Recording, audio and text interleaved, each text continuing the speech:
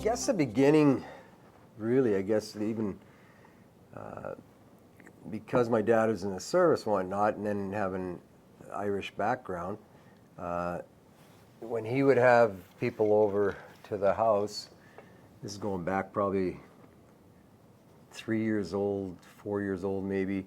In Toronto, yeah. Yeah, and sometime through the night he would always start to sing Irish Eyes or Smiling or different Irish tunes. He'd pull us out, sit us on the stairs or whatever, and we'd have to sing the Irish tunes. Yeah, so kind of got that. My dad was probably one of the best singers that I've probably ever heard. I mean, he could hit a low C and a high C and tremendous voice. But anyway, he entertained a lot of people at the parties and probably in the Sergeant's Mess and whatnot. But later we moved to Germany, and back then, I guess, you know, even in Germany had an English station that we watched, which we'd get to see the Monkees or whatnot on TV, and I don't know, it was grade 3 or grade 3, probably, 4, probably 3, 4, and so anyway, we went home and cut out instruments out of cardboard and made the drums out of, I guess, some of Mom's old coffee things. Yeah, and Dad was a big Sinatra and Martin fan. So we did Strangers. I can't remember the second one, but Strangers in the Night, stuff like that. But with obviously just cardboard and a coffee can. And then Christmas time, Tim got a guitar and I got a tambourine.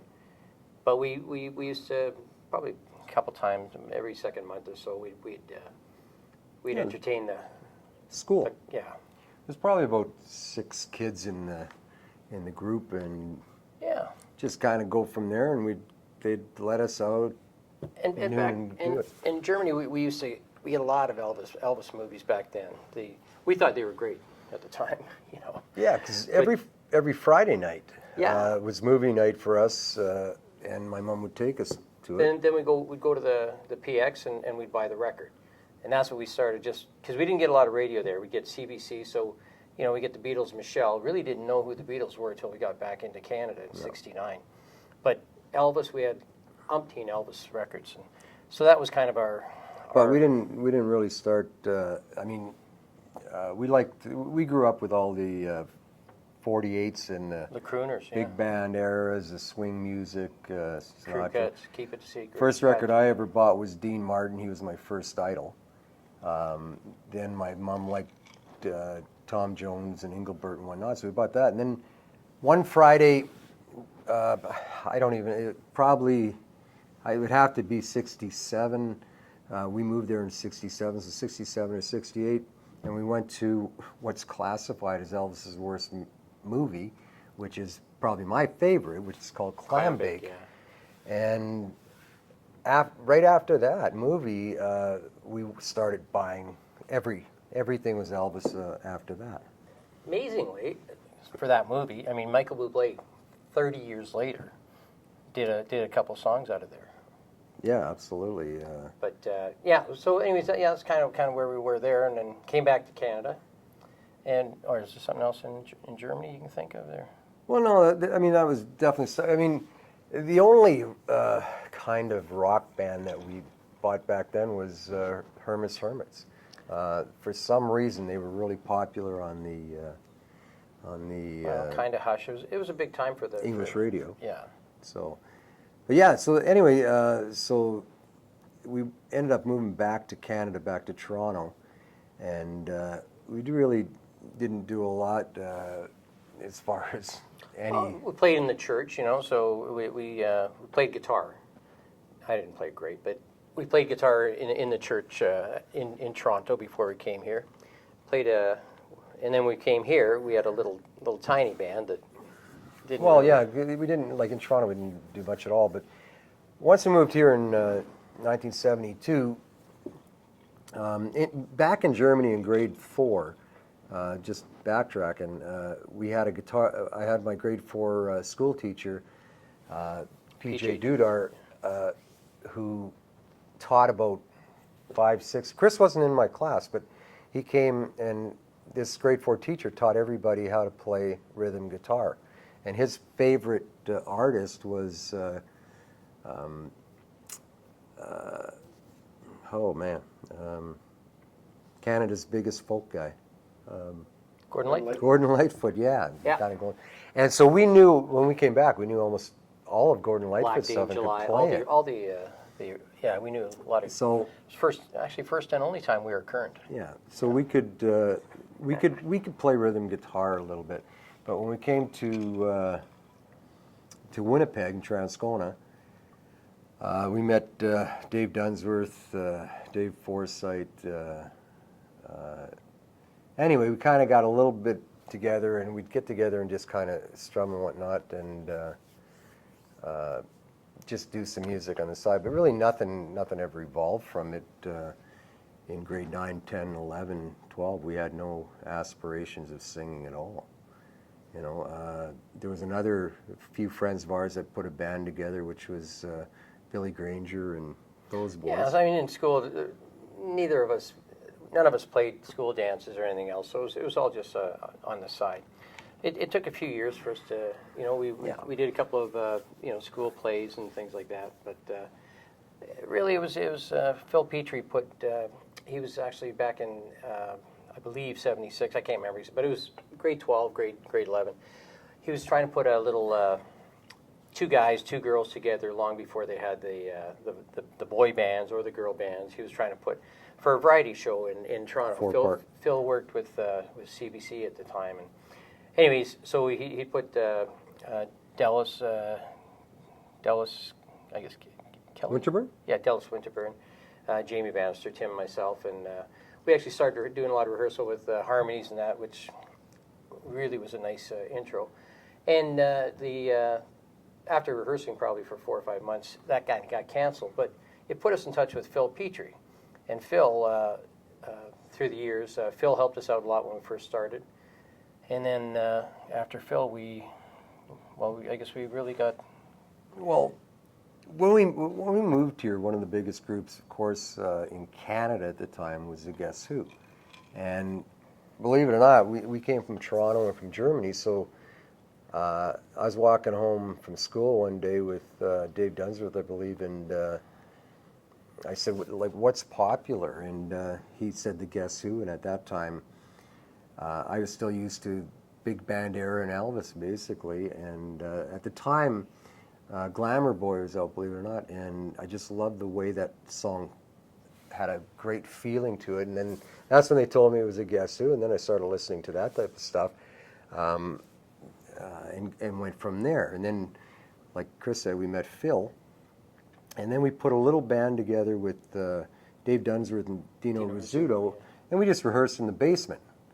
And it was drums and rhythm guitar and Kris and I, and so we'd start learning, you know, some old 50s music, Mac the Knife, stuff like that, Elvis, and we just do it, and we had a 8-track recorder that we would record on and whatnot, Elvis music and all this other type of music. And so then our first, probably our only job, friends of ours had come down and heard, and so we went and did, when Ed Schreier was in the NDP, and he was just before he was leaving to be the Governor General, he had a big function out on Hodnod. Yeah, Hodnod Road. And so we went out, and we actually had enough for an Elvis show, and my mom had made us an Elvis suit each, and so we went and did that for him, which was a good experience. Actually, it was a lot of fun. And right after that, we got to do the Hazel Ridge Gong Show. That's where I was leading up to. We came in second to a little 7-year-old fiddler. She was amazing. But Gene Telpner was there, and so was Terry Morris. And Gene gave us a couple of really good compliments, and Terry asked us to come down to his office and sign with him. And who was Gene Temple? Okay, well, Gene was he looked after all the entertainment for the Tribune at the time. Gene, it was Telpner, right? Gene Telpner. Well, Gene Telpner was there, and there was a radio personality from CKY. It was like a gong show, and there was one other fellow that was an actor. Anyway, as it turned out, on that show we did Mac the Knife, Mac the Knife we started off with, and then it was I Jim. did. Well, but the cool thing about it was we went down a week or two later to meet with Terry Morris, and Terry really liked us, and he put a band together for us. The first band didn't work out quite as well as we'd hoped, but the second band certainly did, and we got a wonderful guitar player from Evelyn, Minnesota. What year was this? 19, actually, this year would be 78. So it was summer of 78 to the fall, where we played a few jobs with a couple of guys that were actually really good players, but nothing came out of it. And then Terry gave us, he put us in the Club Morocco, where we played with Moose Jackson, and we had to do an 11 o'clock show, which we just did. Various types of music and whatnot, 50s, 60s. And then at 1 o'clock back then, we played from 1 o'clock to 1:30, and we did an Elvis show. Kris and I split it up and then came in at the end. On that first show, we were both on stage. We would just pretty much do a song each, and we'd come in on different harmony parts. We did a lot more unison then. Yeah. A lot more unison. It took us a lot of years to learn the harmonies, and that's come through the years. We're working with some of the great musicians that we have been blessed to play with. But we never really learnt the harmonies early in our career at all. So we had a. So you do a lot more easier stuff where you had a kind of a natural blend. You Yeah. know, so you could fill up the song where there was horns, or fill up the songs where there was backup singers. So just to make it sound a lot better than just doing it unison. But Moose Jackson's band was pretty good at filling up. I mean, these guys have been around for years and years and years. And but out of that, we did that, I think, twice. Two or three times anyway. But once we finished that, when, like Kris was saying, Terry put together a band that we rehearsed in a friend of ours' house for 1 month straight every day. 8 hours a day, 10 hours a day, whatever it was, yeah. Yeah, and so while this was happening, we got a phone call from the Morris agencies in the States, in Seattle. How did they hear about you? Hey? How did they hear about you? They actually, one of them was there, I guess they were in Winnipeg or something. They were actually at the Club Agent Morocco. of sorts, or, Yeah, yeah. they're at the Club Morocco. Yeah. So they called us up and offered us to go down there, and they would give us each an apartment for a month and set us up with a car, and they would pay us $1,500 US a week to rehearse with a 4-piece band. And if we liked that, they would then add the horns and the backup singers, and we could rehearse for another few months. And their plan was to put us into Vegas, because we were the only twins that anybody knew of in Canada and the States or the world. So that was their plan.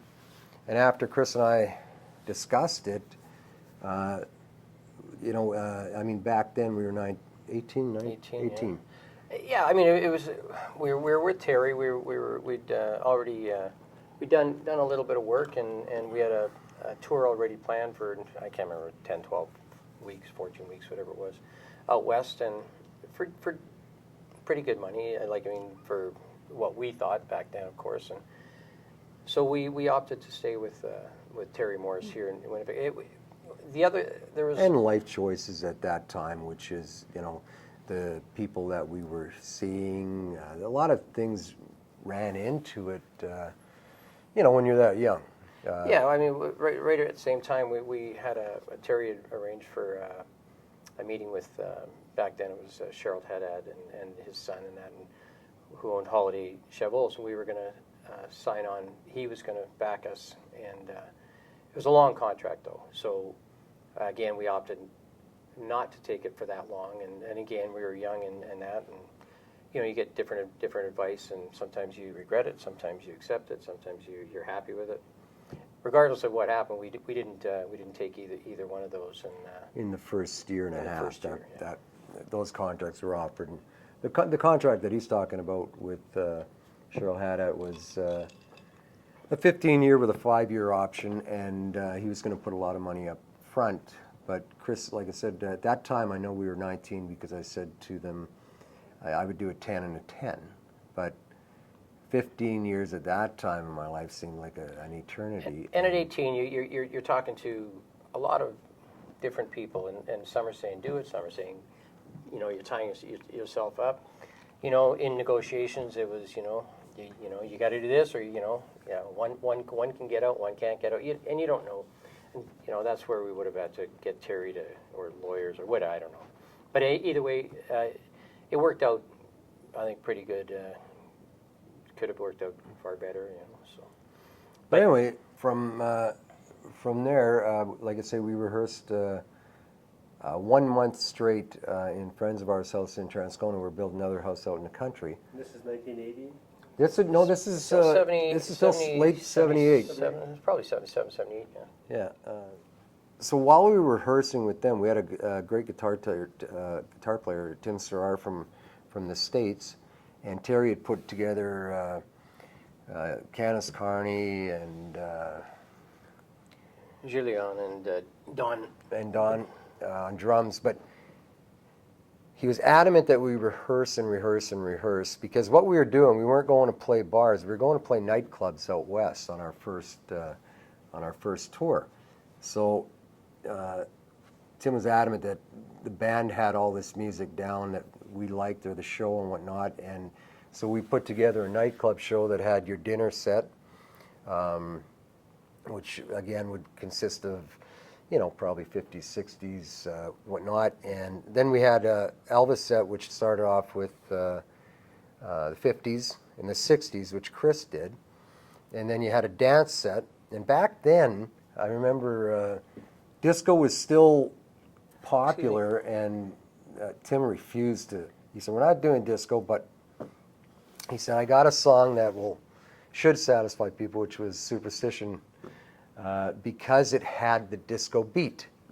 And you know what? And believe it or not, it worked when we went out to the different nightclubs. And so anyway, we rehearsed adamantly, and we had through the month, we had the RCMP was looking after. Oh yeah, well because of working for Mr. Schreier. The girls, his daughters, saw us out there, so they used to come into rehearsal with. And Mr. Schreier is? Ed Schreier, yeah. Well, the audience doesn't. Oh, yeah. Oh, sorry, yeah. So Ed Schreier, who was our premier, and then he went on to become the Governor General. Governor General. That's right. And so back then, the girls, everywhere they went, they had RCMP. So we would be practicing in the basement. And they just come over for the day and listen to us rehearse until until just before we were going, when we did a show in the basement for everybody. And great people. I mean, they were just great people. It kind of made us, a little bit more. But right after that, we went on the road, and our first tour was extremely successful. We started I can't remember if it was Saskatoon but. Yeah, actually, Saskatoon was the first nightclub, and then we went up and straight across to Edmonton. After the first couple of weeks, we started breaking records, doing really, really well. Came back, did our second tour, went out again all the way to Prince Rupert, BC, and that, and broke records again there. BC, were there for a month, sold out every night. After that tour, we came back. Was it that where George? The second tour we come back, and Tim was thinking on heading back to the States for a bit, but and so when we got back I think on a Wednesday or something like that, and everybody else lived in town here, so one of the local bars was the Central Hotel, which the Altamores owned. Great people. And anyway, I guess they'd have problems with the band on the Friday. And that's in the heart and soul of God's country. It is. Transcona. Absolutely. And anyway, Georgia knew Tommy Altamore really well, and Wayne and Maury. And he said, listen, my brothers are in town. They just came back from two trips out west for nightclubs. Do you want them to fill in? And they said, yeah, just find out what they want. And so George called Kris or me. I think it might have been Kris. And Kris said, well, we don't want anything. We don't even know what bands make in the city. Well, we'd like to, if they like us, they can hire us, you Yeah. know, so that's what we did. And he did, and it was a huge success in for her first time in Whole audience, right? yeah, having the full scene, bar scene or whatever. And we played briefly, like I said, at Harry Smith's Club Morocco, but quite a different atmosphere, and it started something really good for us in Winnipeg. We did a number of shows here, and then we had an opportunity not that long after, maybe a year. We played steady here for a while. Well, what it did too is back then, at that time in the Winnipeg MOR scene anyway, a good band got paid around $750, and hey, The night. no, a week, A week. a week back then. It's a long time going back to the 70s. Yeah, and anyway, the Altamores, we did the night for free, and they just said, "Would you guys want to play like not next? I think it was the second week, right? We didn't play the week after, but one or the other." And they said, "How much do you want?" We said, "You know what? You guys pay us what you think is fair, because we haven't talked to Terry at that time, you know, to find out what prices were, and they were just asking us." So anyway, we played that week, and I think they paid us $1,200 or. It went up very well. Within the third time, we were probably the highest paid MOR band, period. And Terry, of course, was a part of that too. He sent Oh his yeah, agents down. absolutely. By then, We played there for a little bit. We went back on the road. We came back and started playing a bit more in town. And then Terry got us an opportunity out in with the Jolly Joyce agencies in Philadelphia. And they look after some of the old, like I'm talking the old days. Chubby Checker, who played the Town Country here. When we went out there, well, I'll get that in a minute. But so they did all the, you know, you're looking at Bobby Riddell and Frankie Avalon, and so anyways, he phoned. He said, "Would you like to go out there and do a showcase for them?" And we'd be backing up Bobby Riddell. And at the time, I couldn't remember who Bobby Riddell is, and then I found out he sold 5 million records or whatever it was. So. And but a big star in the 50s and early 60s. Anyways, we went out east to Halifax, and when we got there, Chubby Checker was playing the night before. It was a 7-day. You had to play 7 days a week, and Chubby Checker was on stage on the Saturday night when we got there.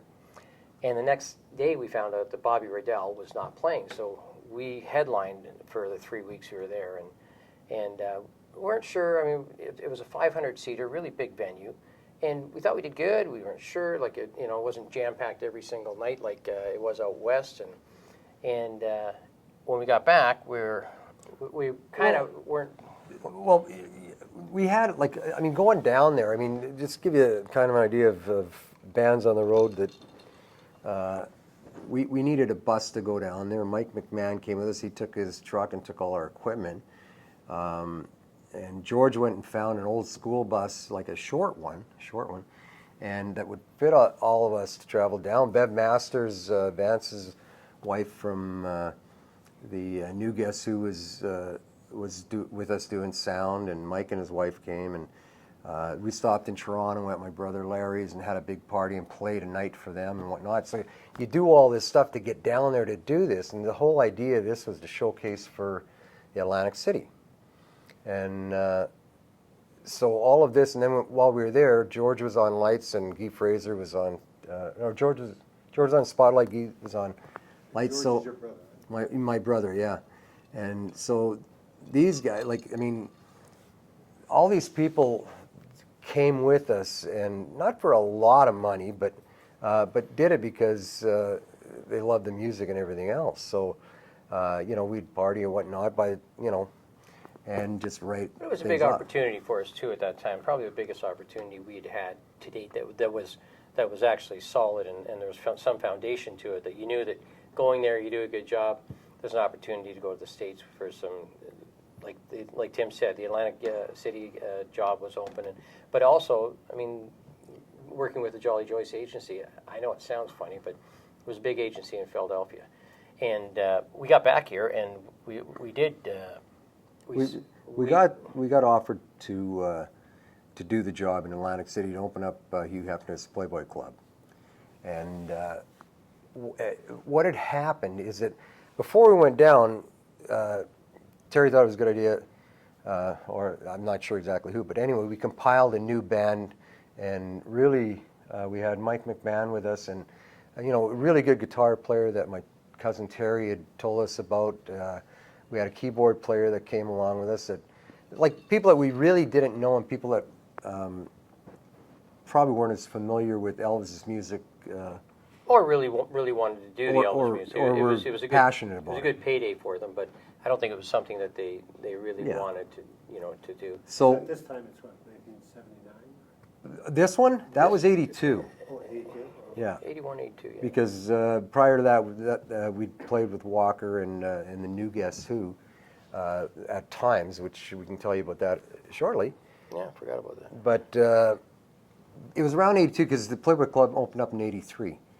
So out of this experience going down there and back, our band broke up. So we went and talked to Terry and just said maybe offer it to see if Free Ride can go in our place, which they end up doing and did a phenomenal job. Hugh Hefner loved them. Yeah, they went and opened the one in Japan too. Yep. But through that job, we got a back then it was a telex, and we got offered the Holiday Inn circuit from New York to Florida.